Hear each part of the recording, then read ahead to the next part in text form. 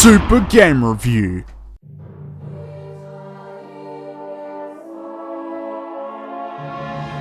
It's no surprise to anyone that I'm a huge fan of South Park. Like, seriously, a huge fan. It's definitely my favourite TV show and probably my favourite show, tied with Breaking Bad. Because of this, I was really excited when Trey Parker and Matt Stone announced they were working on a video game based on the controversial cartoon.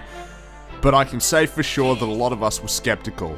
We live in a time of awful licensed games that milk their respective franchises and make us lose all hope for licensed games. But I'm serious when I say that this game is the best licensed game since GoldenEye. This is South Park: The Stick of Truth, and it is awesome. Engage! Now, douchebag, come as well!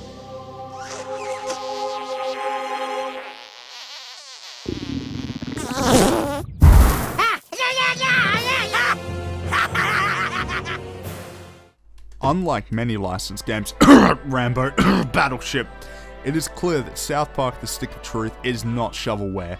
This game was created with heart. There was effort put into this game from both the guys over at South Park Studios and the developer Obsidian. They wanted to create the South Park game the fans have always wanted, and even though this game is far from flawless, they have truly succeeded at this. Now before we start, I need to talk about the censorship. During multiple parts of the game, if you live in Europe or Australia like me, you'll encounter multiple censor screens like this.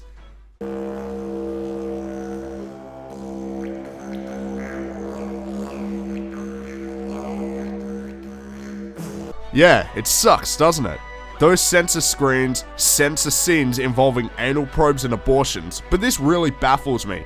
Not just because it's completely unjustified and condescending, but because the show has had the same content before, and this is a video game that we all pay for with our own money. Fuck you!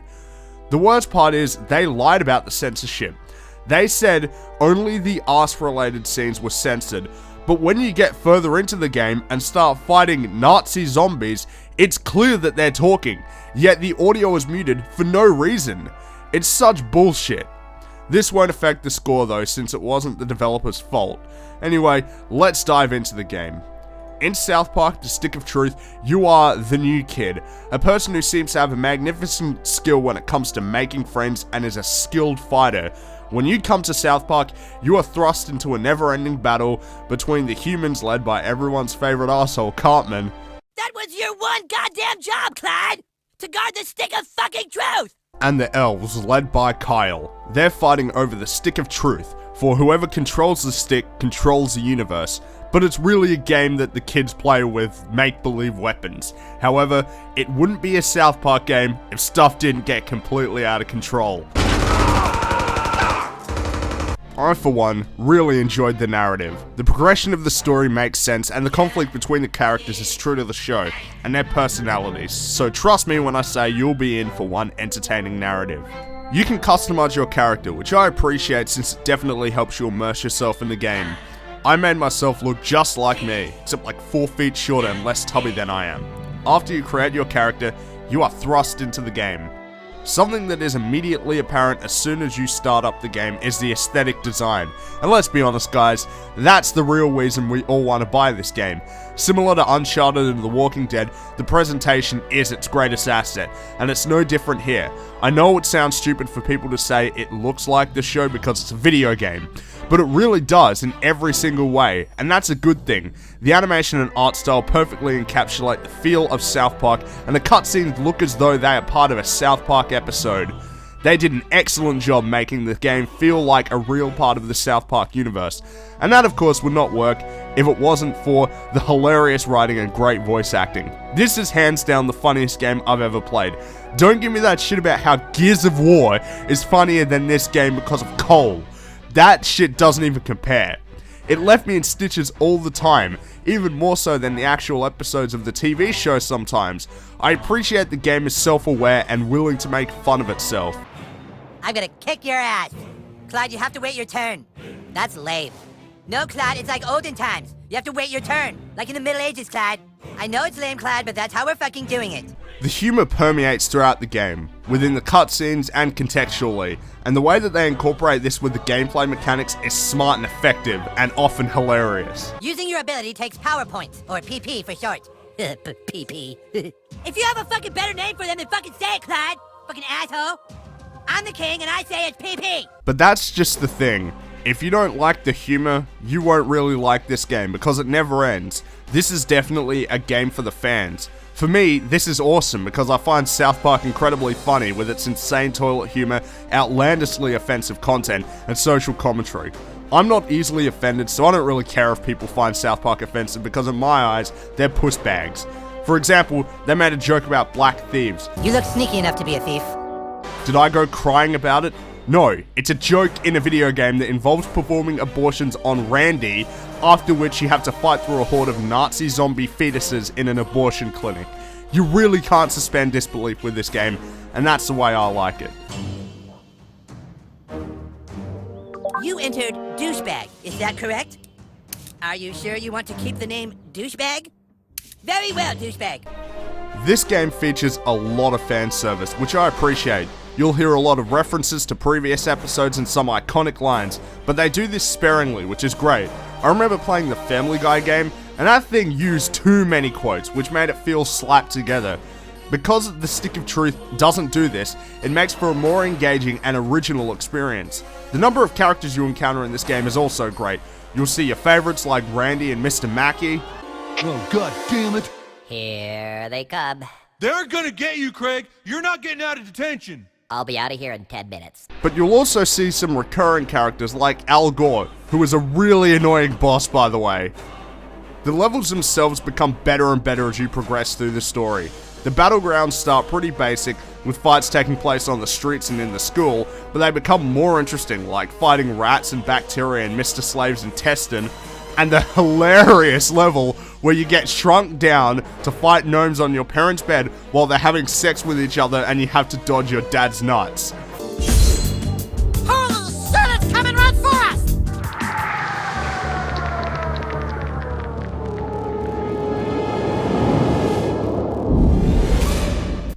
And let's not forget the soundtrack. I, for one, really liked it. It blends and crescendos the loud bass drum sounds from those dramatic scenes from the over-the-top South Park episodes with a more medieval theme, and it really works well with this game. But what about the gameplay? I somehow hear you ask.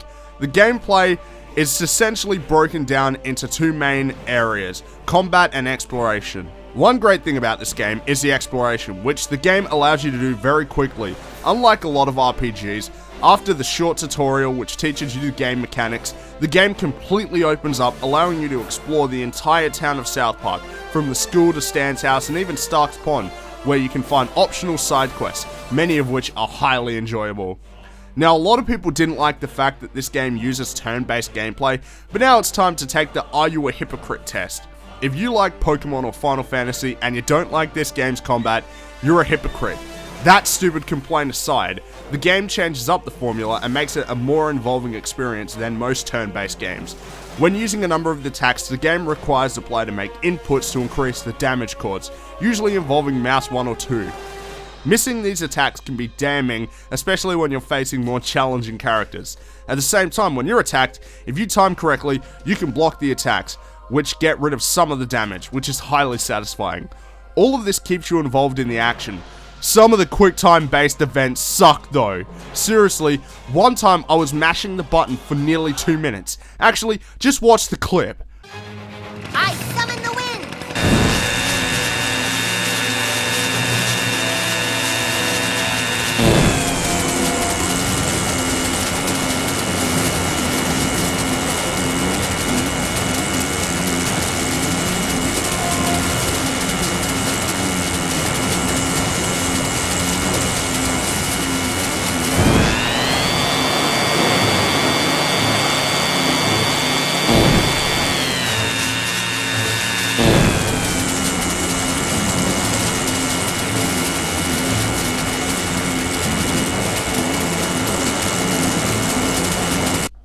I didn't edit that. That was seriously what happened, and my hand fucking hurt after that.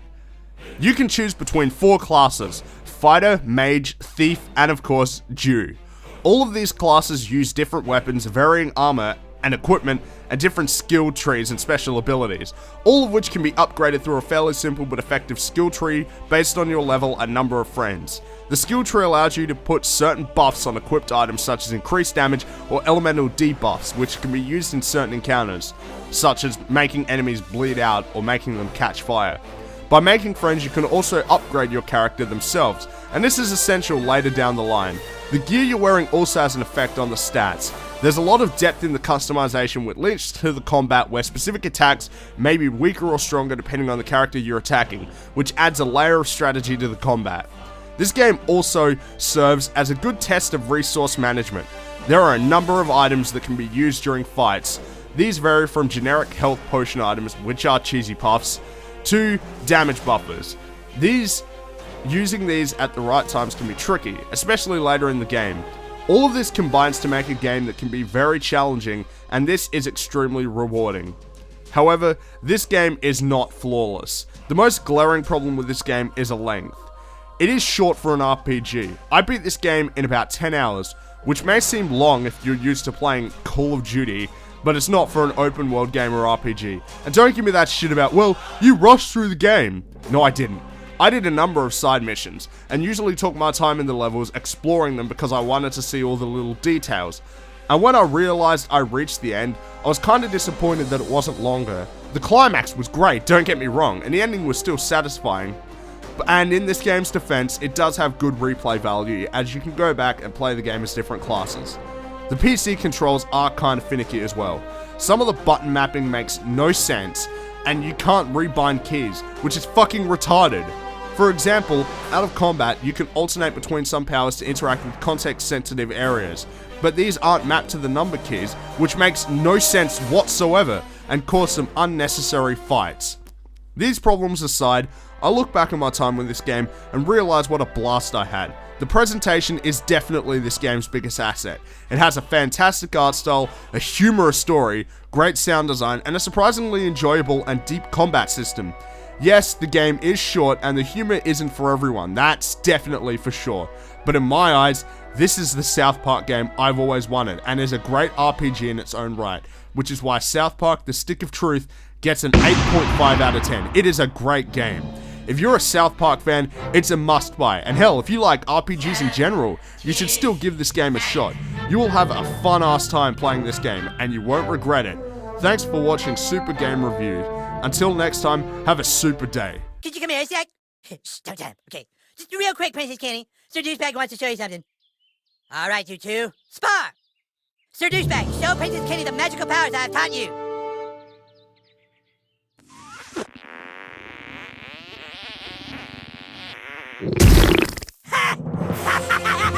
That was fucking hilarious! Dude, that was fucking awesome! Oh, okay, good job, Sir Douchebag. That was sweet. Thanks, Princess Kenny. That's all for now. Okay, but dude, seriously, remember, don't ever do that on someone's balls. Okay, seriously.